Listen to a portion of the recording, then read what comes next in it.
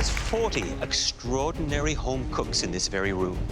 And up here, I've got 40 crisp white aprons.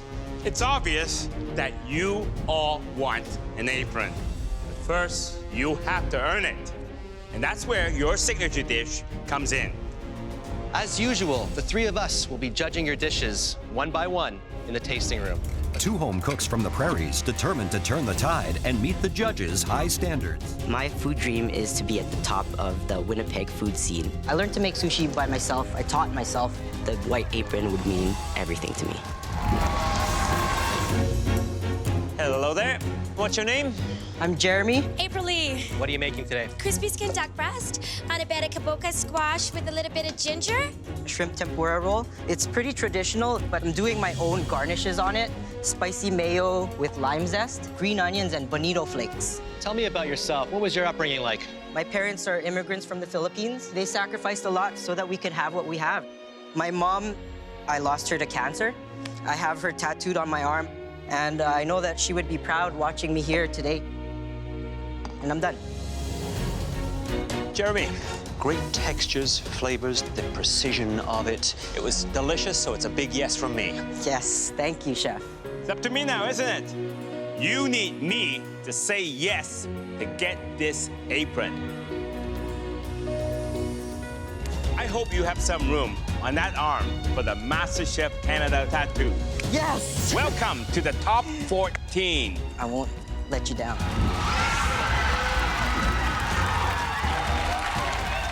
Today, it will be the flavors of my South American heritage. The only thing I know about South America is that it's below North America. I'm starting to panic a little bit. Are you ready? Yes! Your time starts now! The home cooks have 60 minutes to create a stunning South American-inspired dish. Butter. Anybody see butter? I see condensed milk, evaporated milk, all the ingredients to make a tres leches cake. I used to eat this cake with my mom. Chocolate.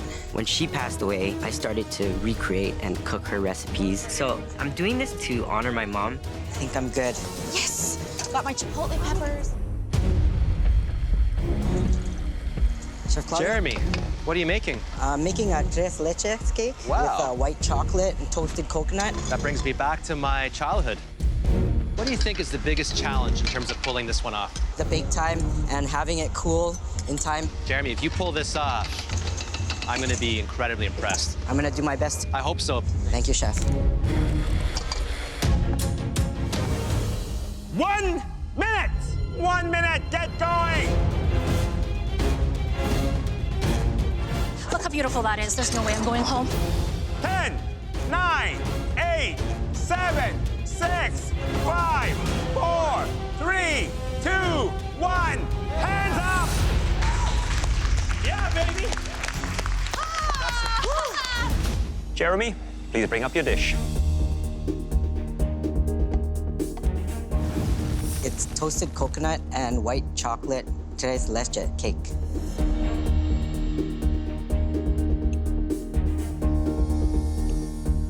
So we got 3 layers.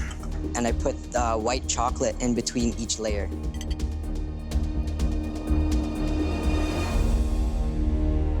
It's absolutely wonderful. That does make me think of South America.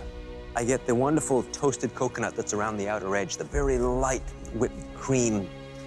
I mean, to think that you were able to pull this off in 60 minutes, it's absolutely astonishing. Well done. Thank you, Chef. You know, I have very fond memories of this cake.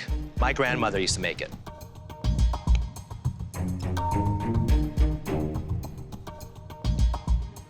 The sponge cake you actually made perfectly, but it is a bit dry.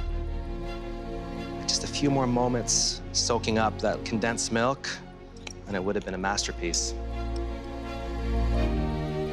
It's just begging Just for more. a little bit more, yeah. Please go back to your station. Thank you, Chef. Now, isn't that one beautiful antique fire truck? Yes. it belongs to one of York Region's 9 firefighting unions. And today, you will be cooking for 121 of their dedicated firefighters. Wow. We put a lot of thought into what would satisfy them. And the delicious main dish that we decided on was baby back ribs. Wow. Nice. I want you to remember who you're cooking for today. These firefighters are constantly risking their lives. Firefighters are special in my heart because I went through a fire this year. I want these firefighters to feel appreciated because they risk their lives for people that they don't even know. What are we gonna do for the rub? What do you Garlic, think? salt and pepper, oregano, paprika. I don't want this too spicy. No, yeah. All right, and then next, a side. I was gonna do cornbread. Okay. I was thinking of coleslaw. Coleslaw and ribs. Today we're gonna make a Chinese spiced rib with a whiskey cola sauce. I want to taste everything. 100%. Yes. 1, 2, 3. Ooh, hot stuff coming through. We have 2 massive smokers where we can put the ribs in, shut them, set them, forget them. The key to keeping these ribs tender is absolutely critical to keep these lids closed for as long as possible. No one touches these ribs until 15 minutes to, then we'll baste it. This sauce can make or break me, but it's not going to. It already tastes great. This has got to be a really meaningful challenge for Jeremy because his house burned down. Can you imagine? If it wasn't for firemen who got in there and saved things, it would have been a total disaster for him. Without the firefighters, I would have lost everything in the house fire. I was able to save things that meant a lot to me. Family photos we were able to save because of firefighters. I want to feed them a good meal because they really deserve it. Jeremy's working on the sauce, and I am nervous. It needs to be sweeter, Jeremy. If the sauce isn't good, then we're screwed. It's still really mustardy, Jeremy. I know. I'm cutting it with more maple syrup. How's things going? It's going really well, Chef. We're doing a Chinese dry rub with a whiskey barbecue sauce. Want to taste our sauce, Chef? Okay. I like that sauce. Thank you, Chef. I love whiskey. We made this dish for you, Chef. Thank you very much. Of And for the firefighters. course, the firefighter more important. Okay, good luck. The sauce is a really intricate part of what's gonna make us win today. Jeremy, that's bomb. So, which team do you think stood out? I prefer the red plate. It has a good spice. The blue plate, it came a little burnt. I think I like the blue a little bit more. A little bit of the sweet flavor. We found these ones actually undercooked. The red team, the ribs were under? Slightly. So which one do you like? I prefer the red one. Just prefer the overall sauce, the smokiness. In front of you are 12 ingredients. A beautiful pork tenderloin, delicious prawns, farm-fresh peaches, kale and red cabbage, polenta, parsnip, peas and pistachio, and soy, hot sauce and whole grain mustard. You could use some or all of the ingredients under those mystery boxes. We want to see a dish that represents both of you on one plate. You now have 45 minutes to turn those ingredients into a knockout dish. We're winning this. Your 45 minutes starts now! As the protein, which one do you feel more comfortable using, shrimp or pork? In this challenge, the first few moments is probably the most important because you're setting the strategy out for the balance of the 45-minute cook. We gotta get this in the oven ASAP. Yeah. You know, pork is a tricky meat to master. Some people like it well done. Personally, I think it should be between medium and medium rare. That's the sweet spot.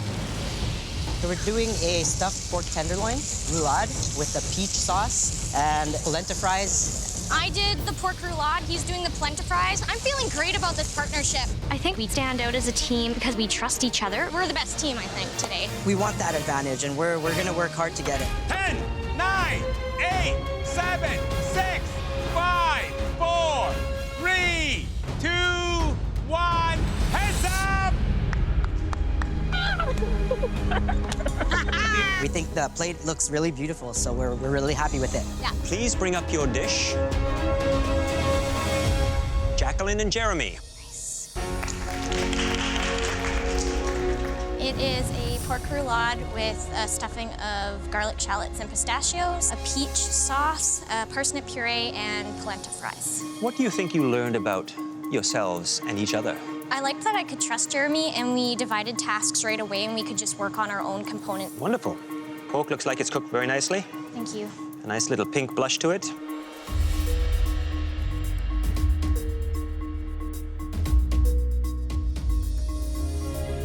delicious. Moist, rich, flavorful. That little sweetness of the background coming from the peaches. Well done, guys. Chef. Nice job.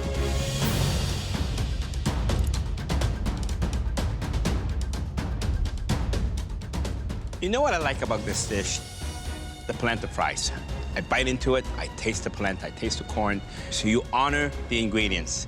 Thank you, Chef. Thank you, Chef. Very nicely done. Good job. So happy. Okay, guys, next course is our seafood, the crab roll. Jeremy is a sushi expert, so he's pretty much in charge of the entire second course. How about your soy? Do you want that in a squeeze bottle as well? Yes, please. I'm feeling a lot of pressure. I need to execute it perfectly. Hi there, Jeremy. Can you just walk me through the dish that you're about to serve up next? It's a crab sushi roll with caviar and spicy mayo. I'm getting a sense that you're a little bit rattled. I don't have a sushi mat. Do you think that should have been taken into account before you did the menu? Yeah, probably. It's up there. Good luck. Serving table. Never done this without a mat before. Why didn't we think of this first? Jeremy has managed to roll out his sushi without a mat, but it's a slow process. How many more rolls do I need to do? 3 more. We don't have enough of the one with the nori on the outside. The vision for the sushi rolls is to have rice on the outside, nori strip on top, just like the white and black dress that I saw on the runway. You need more? How many more? One more. Guys, come on, one more. I literally rolled a sushi roll in like 20 seconds. Come on, we can do this. Come on. It's just a mad scramble. Grab them, let's go. From the blue team, they have made a crab sushi roll with spicy mayo. Bon appetit, everyone. Help yourselves.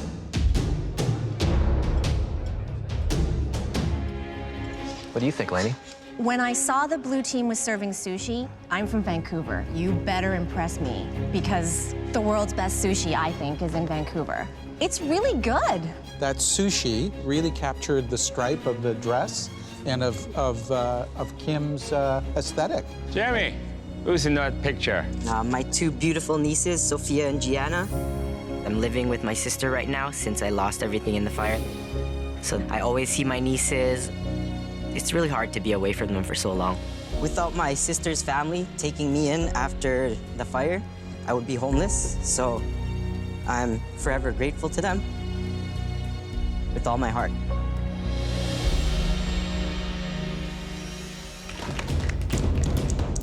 Four eggs. So, Michael, the rumor is that you have a pastry background. I thought I was going to become a pastry chef. This does bring back memories for me, having to make eclairs, which can be very, very tricky. First thing you have to do is make a choux pastry with milk, butter, and flour. I'm totally out of my comfort zone. I need to execute everything perfectly. Once you add the egg yolks, you have to make sure it's very, very smooth. I'm working on my choux pastry right now. I've made eclairs before. I'm comfortable with pastry. Then you have to pipe very carefully into the perfect length. I just want to make sure that they are the perfect size for the box they're going into. Jeremy, those look awesome, man. Thanks, man. Hi, Jeremy. Hi, Chef. So you just finished your choux pastry? Yeah, I got it in the oven. Oh, let me see. Wow, the piping looks beautiful. Thank you, but Chef. there is a concern. When you put the choux pastry in the oven, they tend to expand a little bit. Oh, yeah. Remember, they must fit into here. Or, turn around. Or you're going out those doors. I know, Chef, and I don't want to do that. Hopefully, I'll be able to pull it off. Good luck. Thank you. Jeremy, for a guy who has not baked, he's got perfectly piped choux pastry. They all fit. That's over whipped, eh? No, it's cool. No? I'm doing an apple pie filling, and that will be mixed into the pastry cream. It's super important to stay original. If you're not original, you're never gonna stand out. At this point in time, the home cook should really start filling the eclairs now. April, get pastry bags ready. Oh my gosh, right. Jeremy's starting to pipe his first eclair. Ooh. What am I gonna do? Wow, Jeremy got upset with one of his eclairs. 10, 9, 8, 7, 6, 5, 4, 3, 2, 1. Hands up! Wow. Wow, wow, wow. Jeremy, you're up next. Survival is the only thing on my mind right now. Walk me through the flavors, please. This one is a peanut butter eclair, and then this one is the traditional eclair. This is the apple pie eclair, and this is a strawberry jam eclair. It's got a lot of heft. That's the apple pie one. I pureed some apple filling, and I folded it in with my pastry cream. Is this chestnuts on top? Yeah. Nice combination of flavors. A skillful pastry chef will make sure that the cream runs right through from one end to the other. Is that gonna happen? I tried my best. Let's see what happens.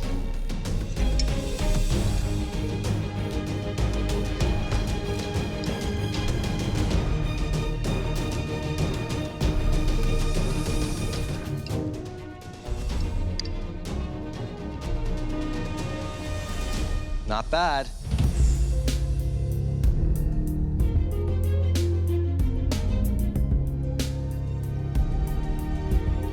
I've never had an apple pie eclair until now. It's amazing. Thank you, chef. It's so original. That was smart. The pastry quality is fantastic. Great texture. It's crispy and moist in the middle. You have some skills, Jeremy. This one's a home run. Thank you. So relieved. Hopefully that's gonna keep me here and make me stand out from the other 3 people cooking. Creating 4 distinct and delicious eclairs in 90 minutes is no easy feat.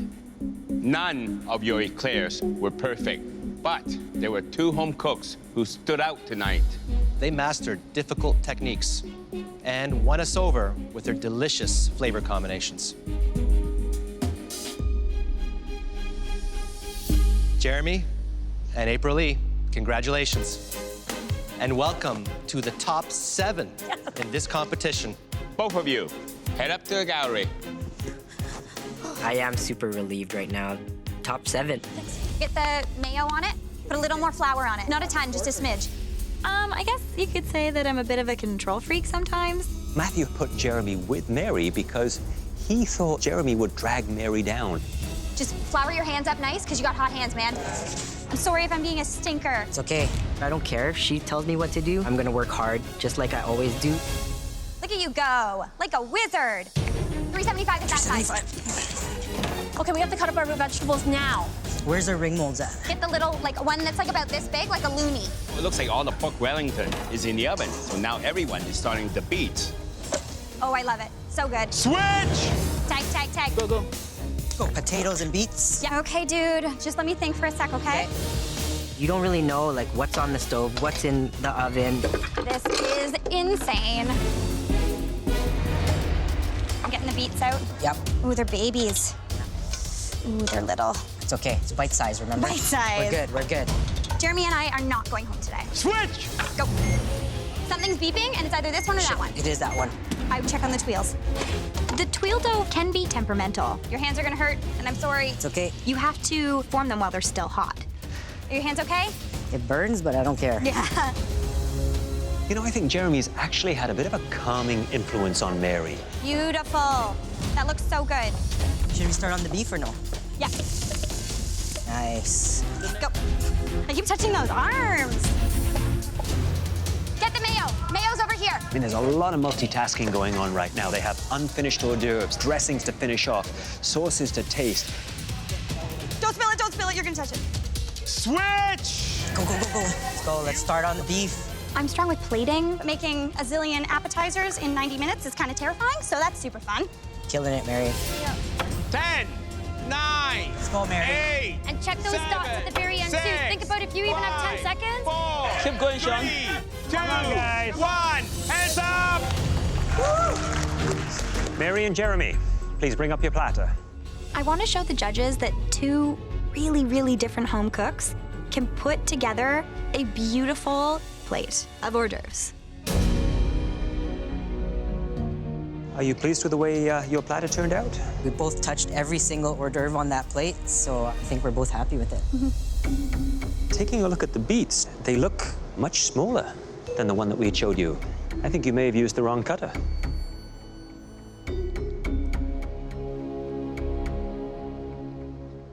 Lovely flavor, but half the size, which is a little disappointing. The spoon. The beef, absolutely delicious. The dressing on it, the hoisin, the soy, a little bit of acidity there, has a nice sticky glaze to it. Lovely contrast. Pork Wellington. Pork Wellington.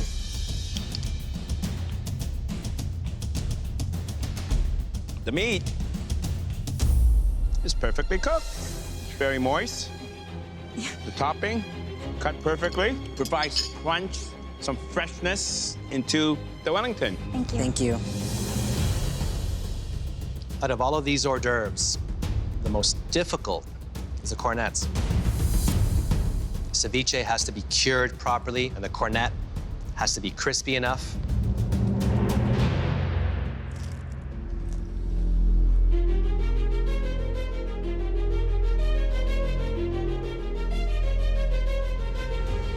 It's fantastic.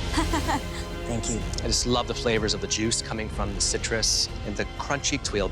This proves to me why you both deserve to be where you are right now. Thank you, Chef. This is a really fantastic dish. Thank you very much. I feel great. I feel like both of us did a great job. Tonight, we asked you to do the near impossible. Replicate a gorgeous platter of hors d'oeuvres in just 90 minutes. There was one tag team whose hors d'oeuvres displayed a higher level of finesse and attention to detail. And that team was Mary and Jeremy. What? Congratulations. This is my first win. Thanks, guys. Being the top today makes me motivated to just keep going. Your ceviche cornets were almost flawless and gave you a clear edge. The two of you will be team captain for the next team challenge. Thank Good you. luck, guys. Yeah, I am so pumped. I'm cooking for my dream. I want to prove to the judges that I can step out of my comfort zone, and I want that spot in top 5. See where the cornstarch was, Matthew? No. So I'm making my ladyfinger batter, and I mixed it up. That doesn't need cornstarch. Jeremy is actually redoing his ladyfinger mix. I have to start again. I know it's gonna kill some of my time, but it has to be done. Hi there, Jeremy. Hey, Chef. I can't help but notice that you had to remeasure out your dry ingredients. Yes. Do you think that may have set you back a little bit? Yeah, it set me back a little bit on time, but I'm gonna try to speed it up. Who do you think is going to have a tough time with this challenge?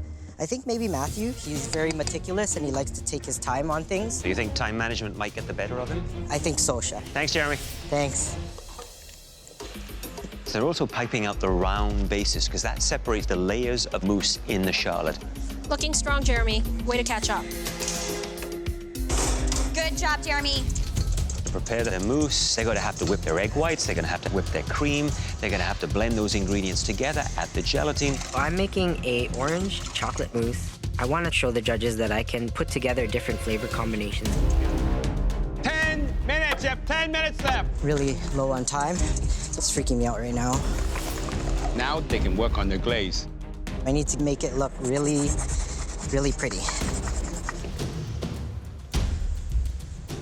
Chef. Hello, Jeremy. Tell me the flavors of your charlotte cake, please. It's orange chocolate mint charlotte, garnished with candied cereal and candied mint.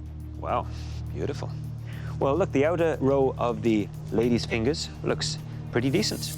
Any worries about me removing this piece of ribbon? No. Beautiful, Jeremy. So what I want to see is a nice, clean cut. That mousse just sits there nicely, has a little jiggle to it, but you can see the layers. Let's see. This is so damn.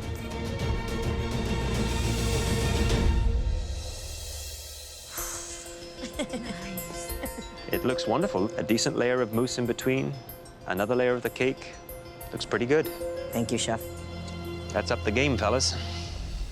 Now it's down to flavors. Yeah.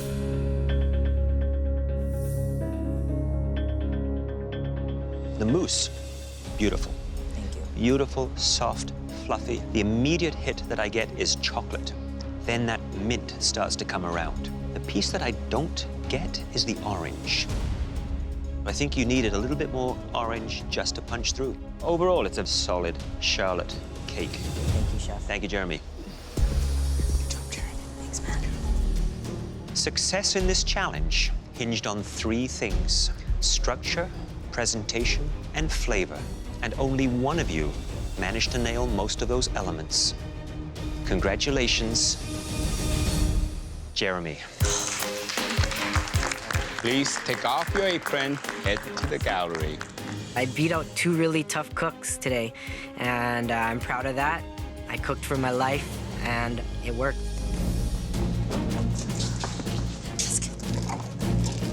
I open the fridge, and the first thing that jumps out to me is steak. I know that people pair steak with coffee, so I'm gonna go for it.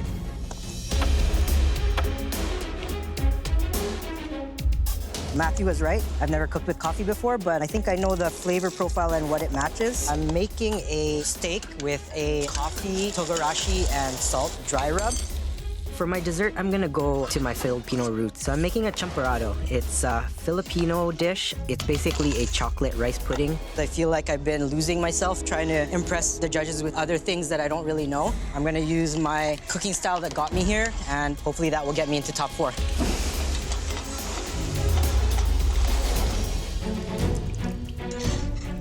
Hi there, Jeremy. Hi, Chef. How are your 2 dishes going? Going pretty good so far. I pretty much got my dessert done. If I were you, I would be thinking about how I could be very creative to present that, but in a really modern, I know, Chef. out-of-the-box I know I've thinking. been struggling with plating, so that's been what's been going through my head the whole time I've been cooking. As it stands right now, it just looks like brown starch. I know, Chef. I'm kind of nervous. Okay, pull the rabbit out of the hat. Good luck with it, Jeremy. Thank you. I'm kind of thinking that I may have made a mistake right now because there's really no way to make my dessert look pretty.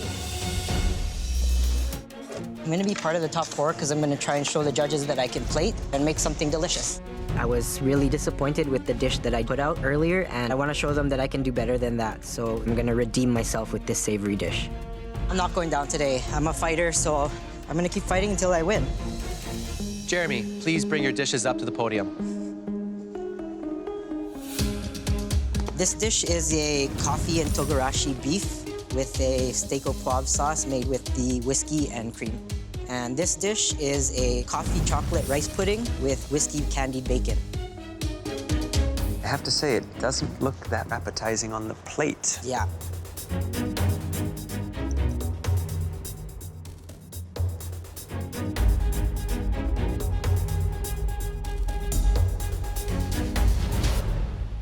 Surprisingly delicious.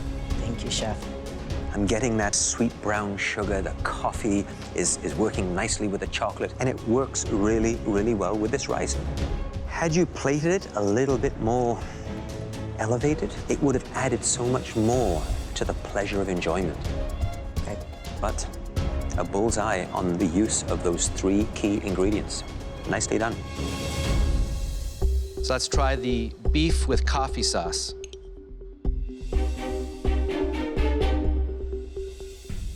It's delicious, absolutely delicious. Use the coffee to season the beef, right? Yes. Dry rub with the togarashi and a lot of salt to counteract the bitterness of the coffee. That was really smart. I'm glad you did that. You know, Jeremy, this dish here, in terms of the presentation, is the best looking main course I've seen in this challenge. Thank you, Chef. I'm so proud of myself. I have a smile from ear to ear.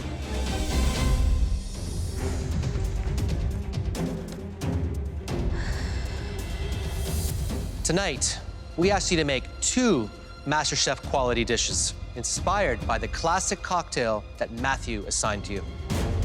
He wanted everyone to struggle, but in some cases, he missed the mark. Jeremy and Mary, congratulations to both of you. You blew us away with your Bloody Mary tomato and plum tart. And Jeremy, your Irish coffee-inspired steak. Thank you. Good job, Mary.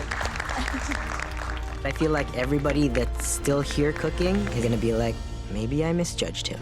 Next, you want to look at opening the sea scallops. You want to do that with absolute precision. Look at Jeremy. He is opening up those scallops like he was a natural at it. Look at this, the speed and the precision. I have pretty good knife skills because I'm used to cutting sushi, so hopefully I'll be okay. Hey, Chef. Jeremy, you flew through the scallops. They're perfect. Thank you, Chef. But maybe you neglected the other ingredients that take a lot more time to cook than scallops. I know the potatoes will be good because I cut them really small. My peas are going, so I think I'm still okay on time. And I hope it pays off for you. Thank you, Chef.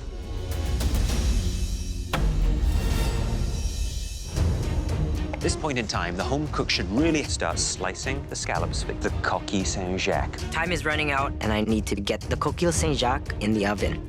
Then what I think they should be doing is taking a small pot, adding some beautiful fresh herbs to it with a white wine, and poaching those sea scallops to perfection, sautéing the mushrooms, making a light, fluffy potato puree, producing a beautiful gratinade finish so it's golden brown on top and totally delicious. Next, there is the crudo, where it's all about adding delicate flavors without cooking the sea scallop. You have to use a super sharp knife and make sure every one of those slices count perfectly.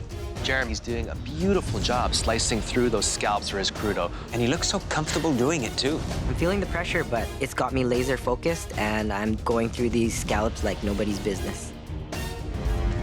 Matthew, you gotta bring it up, Matthew. Come on, Matthew. Bring it up. Matthew hasn't brought anything up yet. 10, 9, 8, 7, 6, 5, 4, 3, 2, 1. Hands up. Wow. I know that I did really well in this pressure test, and I'm thinking that I'm not gonna be the one going home. Beautiful. Thank you, Chef. Are you surprised with yourself? I am. I'm from the prairies, so it's my first time ever working with live scallops. Puree is stunning. It's absolutely ethereal, a word I don't normally use.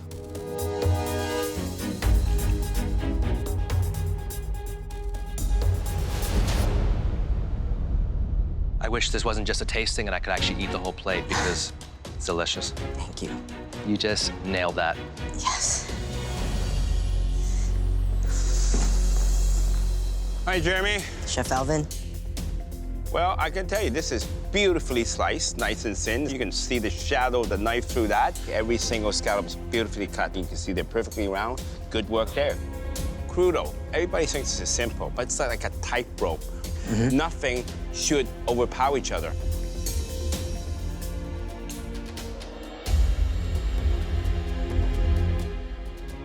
This is harmony. Everything is working together. Yes. But you got two very strong challengers.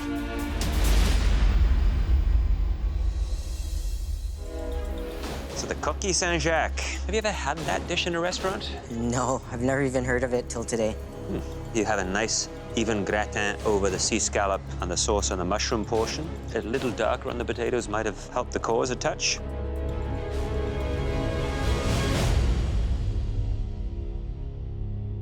The flavors are wonderful. Thank you, Chef. It is delicate. The sauce is there. It adds nice moisture. Could have done with just a touch more salt, but it's a very good showing. Thank you, Well Chef. done. Thank you. I'm terrified of Jeremy's beautiful plates because I'm pretty sure he's gonna be in the top 3. And that means I'm gonna have to compete with this noob Jeremy. I'm not sweating, I'm confident.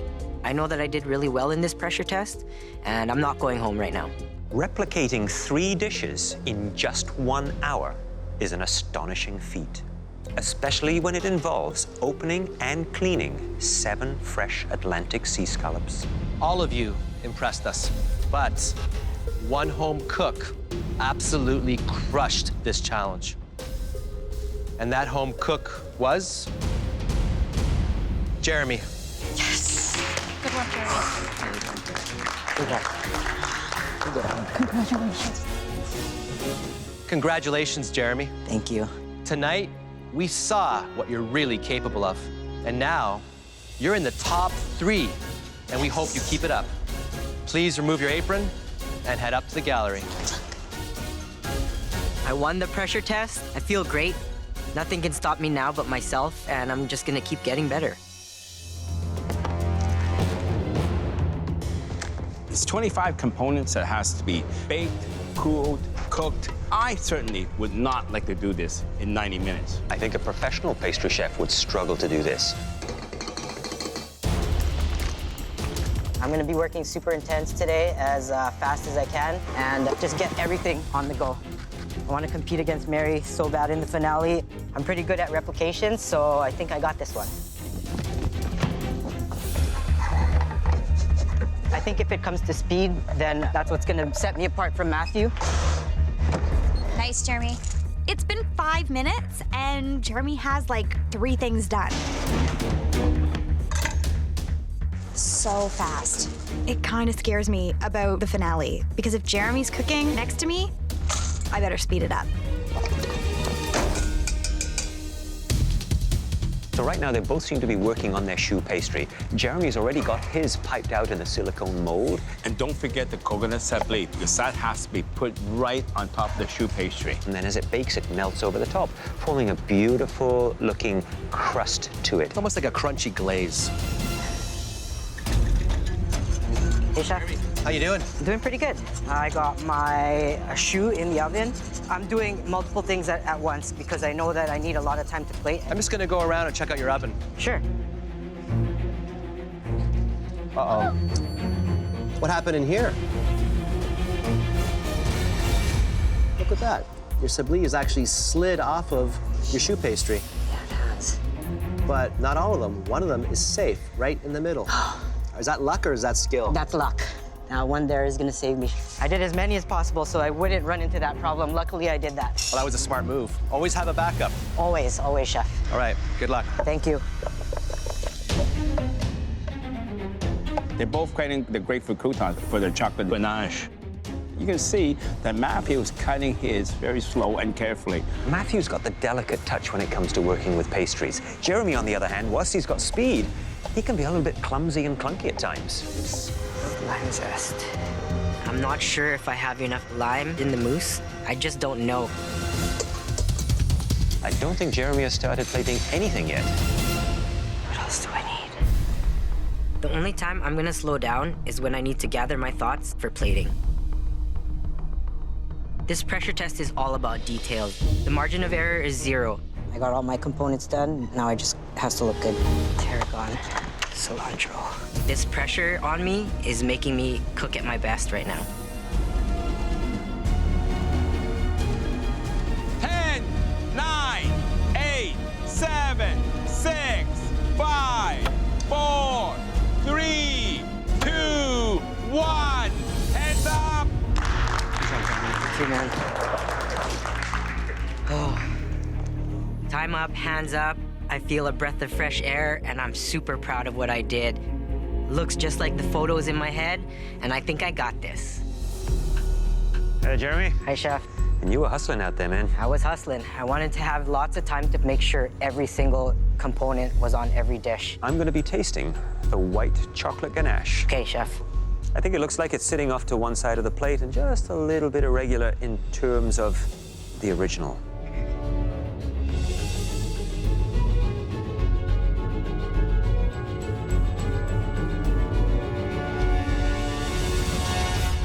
The white chocolate ganache, beautiful. The grapefruit croutons, great crunch to them. That is the element that provides that texture, that interest to the dish. As for the rest of the little garnishes, the grapefruit gel, nice job on the replication. Well done. Thank you, Chef. Hi, Chef. So this is the lime choux with the crunchy coconut sablé. Looks pretty from the outside, but there's something inside that is really, really important. I'm expecting to see this choux pastry full of that wonderful mousse.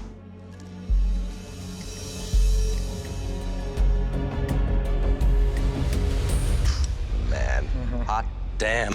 Look at that. My goodness. Wow.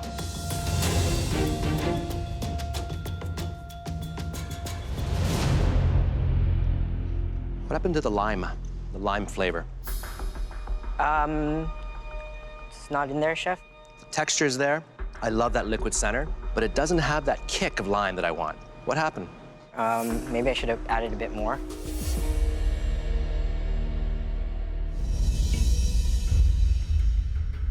This is the most complicated of all three. Let me check. Well, you got the gold leaf, you got the sesame snaps, you got the meringue, you got the fresh blackberries, and of course, the tart.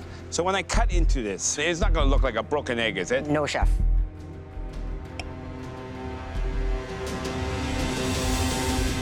It's a little bit runny. A little bit runny. But not bad. It's holding.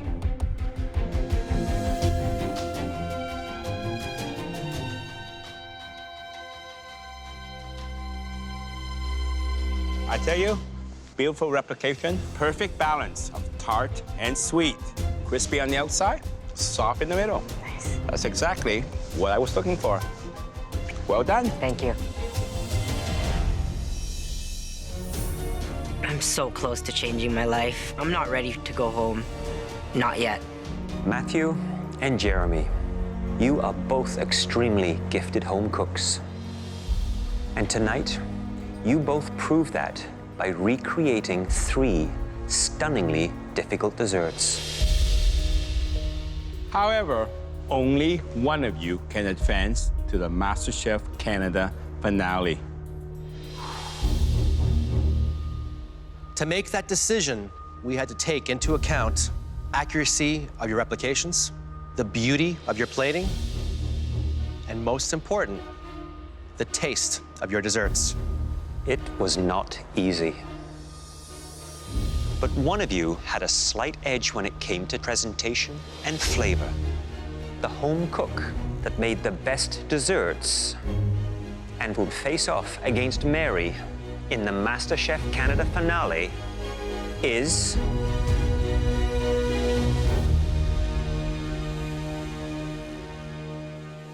Jeremy. Yes! Oh my God. Congratulations, Jeremy. Did you have that cake? Yeah. I can't believe it. I just beat out a really tough competitor, and it's super surreal. I'm top 2. Come on up and get your chef's coat. It's been a long road, but I earned this. I earned this chef's jacket. How does it feel? Feels good, chef. Now, please join Mary up in the gallery. Good job, Jeremy. Jeremy, all the way from Winnipeg, your sister Jennifer, your brother-in-law Nanette, and your nieces Gianna and Sophia. Jennifer, Jeremy learned to cook while your mother was sick as a way to keep her memory alive. How would she feel seeing what Jeremy has achieved here? She would be beyond proud. Very, very proud. Having my family here is just gonna boost my morale. Who would have thought I would make it to the end, and now I just gotta win. Jeremy, this is nuts! Jeremy is going to win because he has a perfect combination of heart and soul and skill and technique. I'm rooting for Jeremy. He came in somewhat like an underdog, but through the competition, he has grown. And right now, he's the best home cook here. He deserves to win. Jeremy, what will you be making for us? I'm gonna be making a bison tataki, uni cream, and fresh uni for garnish. First thing I do is get my bison cut and seasoned and searing right away. I'm doing bison tataki. It's a shout out to Manitoba. The bison is on our flag. Tataki is obviously a traditional Japanese dish, piece of protein that's seared on the outside, and it has to literally be raw in the middle. One tip, and even the restaurant uses it, they partially freeze that protein before they slice it very thin. Uni is a very powerful, flavored seafood.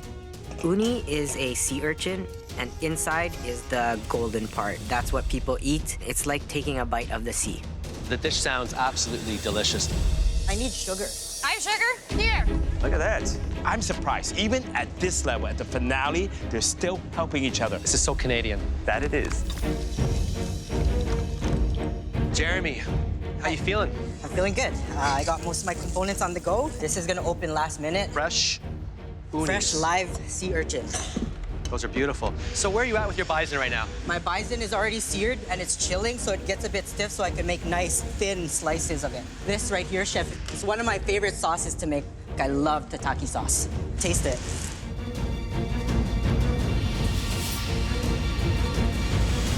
Wow, that's insane. That's the most delicious thing I've ever had from you here in this kitchen. Yes, Thank you, chef. Wow.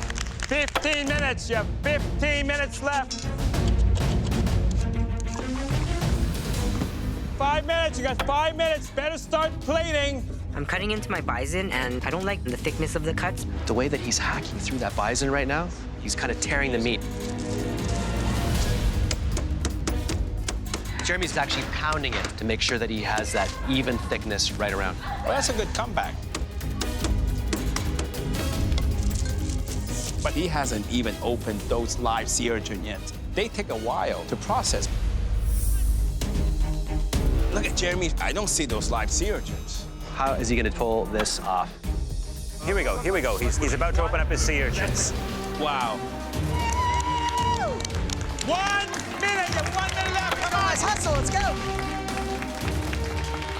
10, 9, 8, 7, 6, 5, 4, 3, 2, 1. Hands up.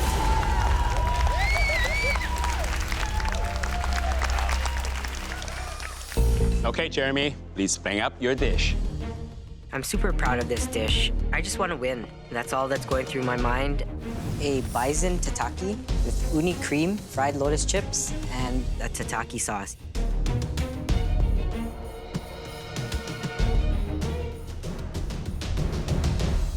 Jeremy, the meat could be a little bit more unified in the way you cut it. You know, one of the pieces here is very thin. This one's a little bit thicker. My advice to you is take that large piece of bison, cut it into quarters. They chill faster, and when you cut them, they're very easy to cut, opposed to having one large piece. But other than that, the thought process behind this dish is really that of a very accomplished chef. Complex, delightful. It's really fantastic. Thank you. Jeremy, there are so many things on this dish, textures and tastes that you discover as you start eating. The creaminess of the uni, that adds that wonderful backbone of rich flavor to that bison. These are wonderful flavors that come together beautifully on a plate like this. Thank you. Jeremy, this is by far your most creative dish. The combinations, the complexity, the texture, it's like Asia meets Manitoba. Thank you, Chef. We're seeing both Jeremy and Mary cooking with a lot of heart and soul, but the dishes are complete polar opposites. One is modern, Asian, and the other dish is very old school, very homey. Jeremy is taking 4 sushi-inspired dishes. He's got a lot of things to pull together there. Now, Jeremy's sushi boat has to be elevated. It can't be sushi that you get in a kiosk at a shopping mall. This has to be sushi that we've never seen before anywhere. I'm making sushi because sushi got me my apron, so I'm thinking sushi's gonna get me the title. Hi there, Jeremy. Hey, Chef. So tell me, what you're doing right now with the papaya? This is the traditional way to make papaya salad. So you cut into it down to close to where the seeds are at, and then you take a slicer and you do this. That's the way that it's traditionally made in Southeast Asia. That's amazing. And then you get all these little Wispy uneven strands. cuts. Yeah. How are you planning to tie all of these 4 dishes together so they make the feeling of a one complete entree dish? They all have soy, ginger, and wasabi. They all play on those elements. Sounds like you've got a lot to get done. I'll leave you to it. Thanks so much, Jeremy.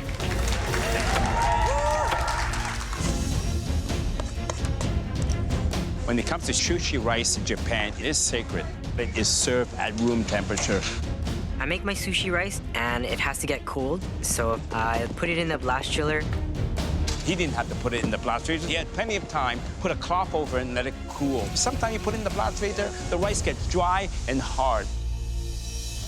The rice, Jeremy. I leave my rice in the blast chiller too long. The rice froze a little. Now I gotta figure out how I'm gonna save this rice. His rice is frozen into one solid sheet. And now he's trying to defrost it in the oven. The sushi rice is no good, then your dish is no good. Jeremy is going to put the new spin on 4 sushi-inspired dishes. Jeremy is really running around. Look at the sweat coming from his face. He's got the speed, but where he sometimes lets himself down is the finesse and running out of time in terms of plating. 1 minute left, last minute. Get those finishing touches on your plate now.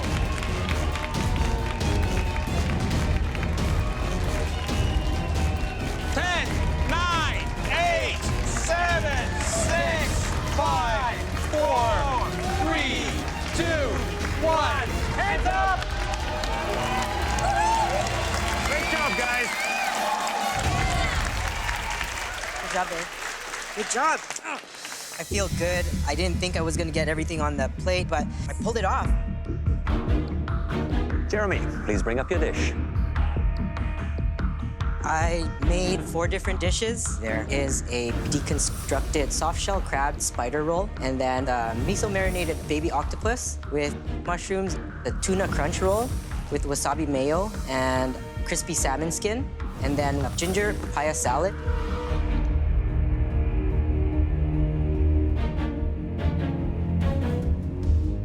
Well, you know, Jeremy, I was a little bit worried about the rice because you had it in the blast chiller and you had it in the oven. But you know something? The rice, to me, was perfect. I eat sushi in some of the best restaurants in Asia. This is restaurant quality. Just absolutely creative and delicious. Thank you, Chef. Jeremy, this is a feast for one's eyes. And I know that you have been challenged at times with plating.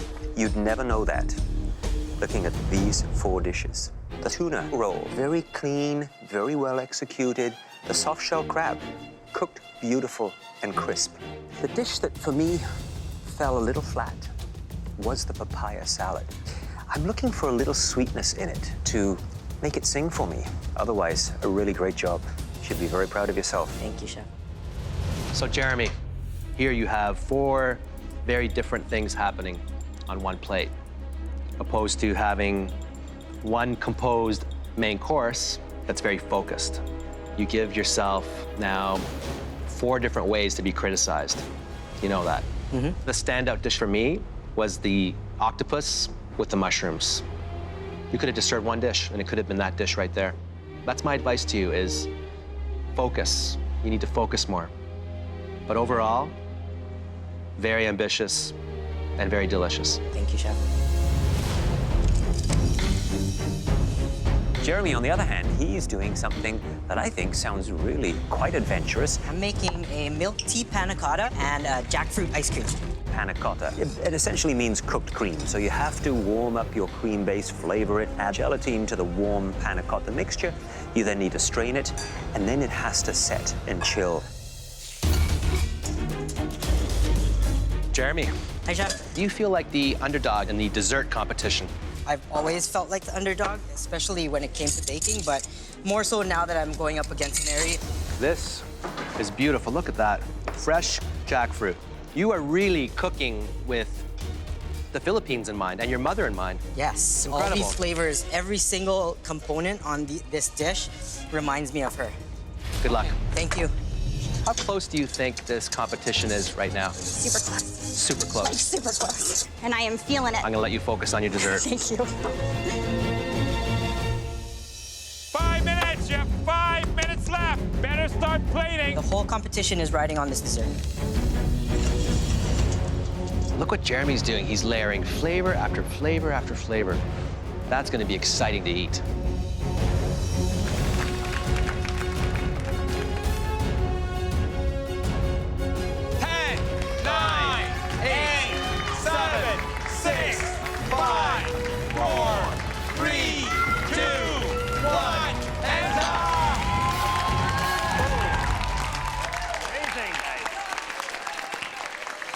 I've never plated a dessert this beautiful before. This dessert shows how far I've come.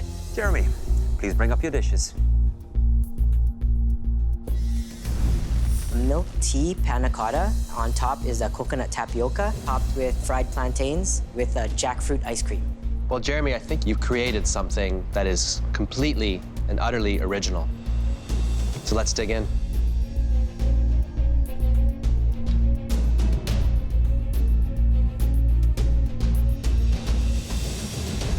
You know, Jeremy, all that different textures coming together, you know, to me, that is genius. This is not at all too sweet, too sour. It's very difficult to bake panna cotta with milk tea because it has to be very, very strong. And of course, being at the bottom of the dessert, so you're gonna hit that last. Now, that, I guess you could have made that slightly stronger, heavier on the teeth, but I just want to take spoonful and spoonful. I love it. Thank you, Chef. When I watched you prepare it and I heard you describe it, I didn't understand it. I don't like this at all. I love it. Thank you. Speaks to me in so many different levels. Texturally, it's incredibly advanced. The flavors just keep changing and morphing. The top layer has that beautiful tapioca, which I love. And then when you think you figured it out, you dig a little deeper and you find this beautiful tea and milk panna cotta. I've never had anything like it. You took all the flavors that your mom introduced to you and you've just created a new dessert. Incredible. Thank you, Chef. It is so light and so unique and interesting. The tapioca pearls have a wonderful mouthfeel. You sort of want them to dance around on your palate as you taste that little bit of coconut. You then have that refreshing citrus layer that is so bright and clean, yet still light. This is a great dessert. Thank you, Chef. We find ourselves in a very difficult situation because this is the closest competition we have ever seen. This was about the entire process, but they were both very good, very creative, very innovative. So I'm torn right now. I think without doubt, it is the toughest. Jeremy started off with the bison tataki, and then that modern sushi bowl. And then finally, that beautiful comfort dessert with all those southeastern tropical flavors with memories of his mother. My menu may be a little ambitious, but you gotta reach for the stars. The title is gonna be mine. I think I deserve it, and I think I've proved it. Tonight, you both took us on a flavor journey that honored your cultural backgrounds and your families. Every course demonstrated that both of you cook with skill and heart. The three of us struggled to reach a consensus. Unfortunately, only one of you could win $100,000, this trophy, and the life-changing MasterChef Canada title. We agreed that one home cook created a menu that was slightly more cohesive and satisfying. This year's winner and Canada's new MasterChef is...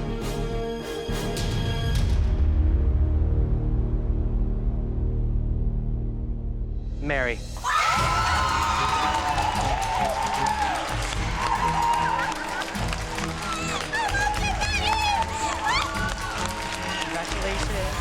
Mary really deserves it. I'm happy for her. I made it this far, and I'm still really proud of what I did. Being second ain't so bad.